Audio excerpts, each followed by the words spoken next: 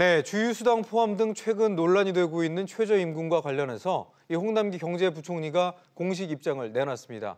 이 각계의 비판에 대해서 강하게 반박하면서 오히려 낡은 임금 체계 문제를 지적했는데요. 이 관련해서 김태기 당국대 경제학과 교수 모시고 관련 얘기를 나눠보도록 하겠습니다. 교수님 어서 오십시오. 네, 안녕하세요. 네, 먼저 오늘 홍남기 부총리가 경제장관회의에서 관련된 입장을 좀 밝혔는데 어떻게 보셨나요?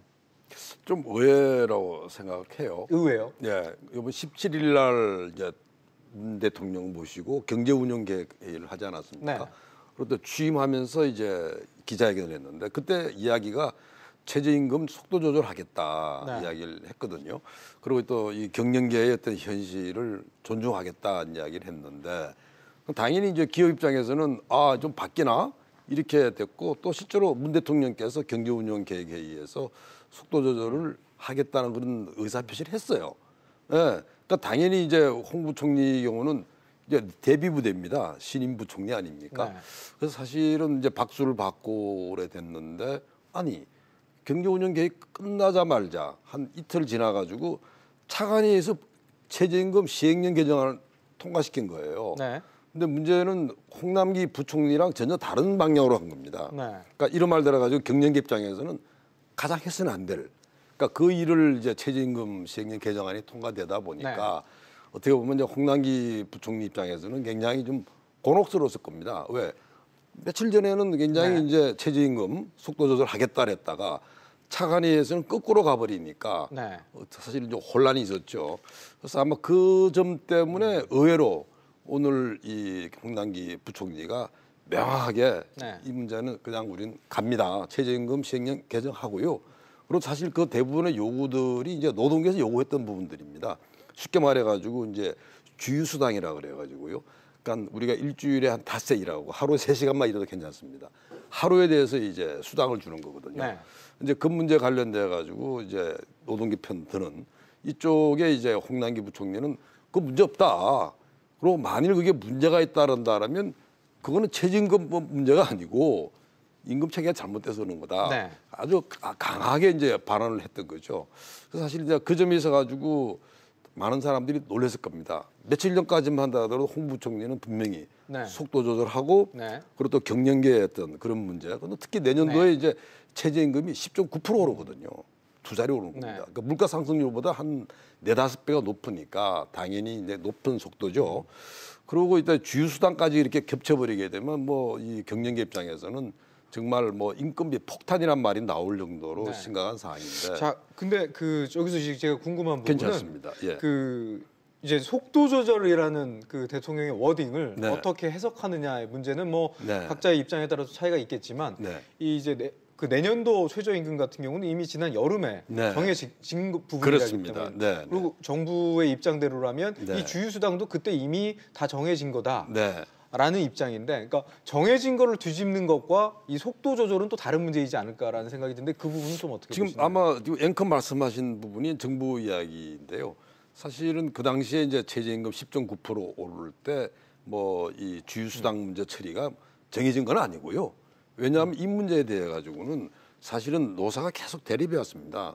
그러니까 여기에 대해 가지고 이제 결국 법에 대한 다툼이 있으면 누가 해석하냐면 결국 대법원에서 최종 해석하거든요. 그러니까 대법원의 최종 해석은 뭐냐 하면 주휴시간, 일하지 않는 시간은 빼라. 최저임금 계산에. 그러니까 당연히 그게 이제 하나의 관행이 됐던 건데 문제는 이제 정부가 이제 그걸 뒤집으려고 했던 거죠. 시행령으로. 그러니까 당연히 경영에 가만히 있겠습니까? 그 시행령 개정안에 대해서 당연히 반대를 하죠. 그래서 그 문제는 어떻게 보면 확정이 되거나 해결됐던 문제는 아니고, 그러니까 밀고 당기는 이런 그런 와중에 이제 정부가 결정을 내렸다 이렇게 보셔야 됩니다. 그렇다면 이제 물론 이제 교수님께서는 그때 이 최저임금이 확정된 건 아니다라고 이제 표현을 해주셨었는데 그렇습니다. 만약 그 당시에 그러니까 최저임금 내년도 최저임금이 정해진 그 당시에는 왜 논란이 되지 않고 있다가 최근에 좀 논란이 더 확산되고 불거지고 있다고 보시나요? 이래 될 것 같아요. 원래 시행령 개정안을 이제 올릴 때 서로 이제 의견 수렴하지 않습니까? 경영에 이제 반대를 하고 그다음에 이제 가장 이제 했던 거는 뭐냐라면 정부가 어느 쪽으로 갈까? 근데 사실은 이제 경영계 쪽에서는 최저임금 과속 인상을 했기 때문에 조금 속도 조절할 것 같아 하는 그런 기대가 있었던 것 같은데요. 바로 그 기대가 무너지면서 이야기가 된 것 같고, 네. 그러니까 이제 그 문제에 관련돼 가지고 이제 홍 부총리가 괜히 난처하게 된 거예요. 그래서 지금 갑자기 또 임금 체계 문제로 끌고 간 겁니다. 이게. 네. 그러니까 어떻게 보면 지금 이 시행령 개정안 문제는 사실은요 정부가 할 수 있는 문제가 아니고 이거는 정부가 아니고 국회가 법을 심의를 해가지고 다시 개정을 해야 될 그런 상황입니다. 왜? 기존의 관행을 다 흔드는 거에다가 최저임금법은 말이죠. 쉽게 말해서 법을 위반하면 그 형사처벌을 받습니다.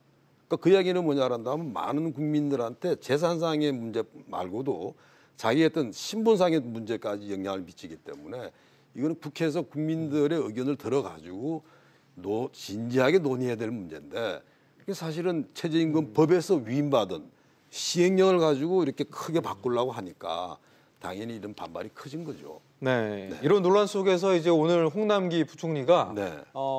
교수님 표현대로라면 네. 기존에 이제 이 논란의 어떤 화두를 네. 그 기업의 임금 체계에 체계. 문제했다라고 이제 전환했다고 이제 표현을 하셨는데 네. 그 구체적으로 이제 임금 체계에 문제가 있다고 보는 거는 이제 기본급이 상대적으로 낮고 예. 또 수당으로 그 부족한 부분을 보전하는 네. 뭐 정부 입장에서 일정 부분 기형적인 구조다라고 네. 보고 있는 것 같은데 네. 이 부분에 대해서는 문제는 없다고 보시나요? 사실 이 임금 체계가 우리가 좀 후진적이고 문제가 있다고 하는 거는 뭐 어제 오늘 이야기가 아니에요. 그러니까 이게 최저임금 문제랑 전혀 관련 없이 계속 해왔던 문제입니다. 그리고 또 이 임금 체계를 한번 좀 제대로 해보자는 이야기를 역대 정부가 다 했어요. 근데 진짜 임금 체계 개편은요. 쉽게 말해가지고 법에 보게 되면 임금 체계 개편은 노사가 서로 동의를 받아야 됩니다. 노동계의 동의를, 노동조합에. 당연히 노동조합이 동의를 안 해주면 못하는 거예요. 그만큼 이제 어려운 그런 사안인데 마치 이게 낱말하듯이 그 기업이 말이죠. 임금 체계 잘못돼서 그런 거 아니에요? 사실 그 문제는요. 결국 노동조합이 같이 동의를 해주고 해야 되는데 그게 굉장히 어려운 문제고 네. 그다음에 정작 사실은 공공부문, 공기업 이런 데서도 비슷한 문제를 가지고 있거든요. 거기는 왜 안 했어 그러면? 정부가 하는데. 더군다나 공공부문에 있어 가지고는 이 공공기관에 간 법이 뒷받침되는데도 불구하고 잘 못 바꾸는 문제입니다. 그래서 네. 그만큼 이 임금체계 문제는 그렇게 쉬운 문제가 아니거든요.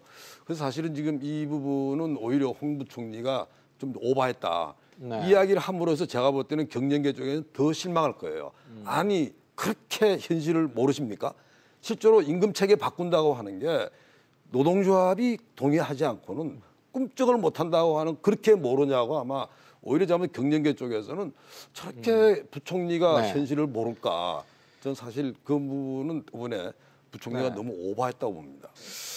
이 논란이 되고 있는 이 부분은 어쨌든 간에 이달 31일 날 네. 최종 결정이 날 것으로 보이는데 네. 뭐 지금 상황만 놓고 보면은 이 정부의 시행령 변경이 그대로 통과될 그럴 것 가능성이 같습니다. 큽니다. 네. 그래서 오늘 이제 정부 입장에서는 이 논란을 좀 잠재우기 위해서인가요? 이 최저임금 인상을 좀 연착륙시키기 위해서 9조 원에 상당한 예산을 풀겠다라는 얘기를 했는데 네. 뭐 내용은 뭐 작년과 크게 다른 부분은 없습니다. 네. 뭐 예산이 좀 늘어났는데 어떻게 보시나요? 뭐 작년이랑 그 똑같은 이 형식이에요. 일자리 안정자금 늘리고요. 그다음에 작년보다 특히 이제 근로장려 세제 그거 많이 늘렸고, 그다음에 이제 우리 영세기업에 대해서 이제 사회보험료 좀 경감을 해줍니다. 그게 누리 사업이라 그래가지고 그 세 가지 해가지고 이제 돈을 한 9조 이상 드리는 네. 건데, 글쎄요. 사실은 이 문제의 경우는 지금까지도 봤지만 재정 투입해가지고 일자리 문제 해결된 적은 없었거든요. 단지 이제 그 악화되거나 막 그게 망가지는 부분을 시간을 좀 끌고 지탱해주는 이런 부분들이기 때문에 아마 이번에 이제 돈 들인 부분만큼 그 정도로 유지는 되겠지만 사실은 시한폭탄이죠. 그 부분은 계속 갈 수가 없는 거고, 기본적으로 정부가 조금 지원해준다 하더라도 장사가 안 되는데, 장사가 안 되는 그 기업들 입장에서 물론 자영업 같은 거 네. 소상공인 문 닫는 거예요. 그러니까 결국은 버틸 때까지 버티다가 문을 닫는데 그 문 닫는 시점은 정부 지원의 문제가 아니고 기본적으로 영업이 안 되는 마당에 도저히 못 버티면 거꾸러지는 겁니다. 그래서 제가 볼 때는 지금 이 재정 지원 가지고 모든 문제를 해결하는, 마치 재정 지원은 만사 형통으로 생각하는 생각부터 버리지 않으면 이 문제 해결하지 못한다 봅니다. 네, 알겠습니다. 이 문제는 여기까지 좀 듣도록 하겠습니다. 네. 김 교수님 감사합니다. 네, 감사합니다. 네.